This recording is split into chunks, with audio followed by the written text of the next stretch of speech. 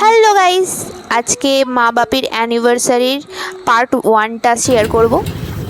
এখানে মাছ কিনতে গিয়েছিলাম, সেখানে একটু আখের জুস খেয়ে নিলাম, নিয়ে নিলাম। এই হলো মাছ কিনে এনেছি। তারপরে আমরা যাচ্ছি মিষ্টি আর কেকটা আনতে মশাট। দেখা যাক কি কি মিষ্টি নেব আর কি কেক নেওয়া যায়। তারপর আমরা বেরিয়ে পড়েছি মিষ্টি কেনার উদ্দেশ্যে, মিষ্টি আর কেক। এখানে এই বেলুনসটা উল্টে পড়ে আছে। তারপরে আমরা গান করতে করতে চললাম, আর এখানে মিষ্টিটা কেনা হয়ে গেছে। তারপরে আমরা মিয়া মোড়ে এসে গেছি কেক কিনবো বলে। এখানে এত রকমের কেক ছিল, সবকটাই দেখতে হেভি ছিল, তার মধ্যে একটা আমরা নিয়েছি। আর বোন এখানে পিৎজাটা খেয়ে নিল, ডিসাইড করতে করতে ওকে পিৎজা খেতে হবে। আর এখানে পেস্ট্রিগুলো এগ নিয়ে চলে এসেছিলাম। তারপর এগুলো সব ম্যারিনেশন, এটা হলো তার পরের দিনের ভিডিও। অ্যানিভার্সারির দিনের সকালবেলা সব ম্যারিনেট করা হয়ে গেছে সকাল সকাল।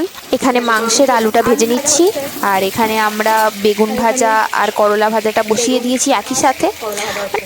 আর এখানে আলু ভাজাটাও করে নিয়েছি, মানে আমরা এক্সপার্ট, ঠিক আছে, তাই একই সাথে সব হয়ে যাচ্ছে। তারপর এগুলো সব তুলে নিলাম, সব দেখে নিলাম সব ঠিকঠাক আছে। ফার্স্ট আমরা দুজন মিলে রান্না করছি। আর এখানে পাবদা মাছগুলো ভাজতে দিয়ে দিলাম, মানে এত ফাটছিল, মানে তেলগুলো এত মানে আসছিল গায়ে, আমরা এক হাত দূরে। তারপর এই পাবদা মাছগুলোকে ভেজে নেব। আর আজকের পুরো রান্নাগুলোই আমরা করব।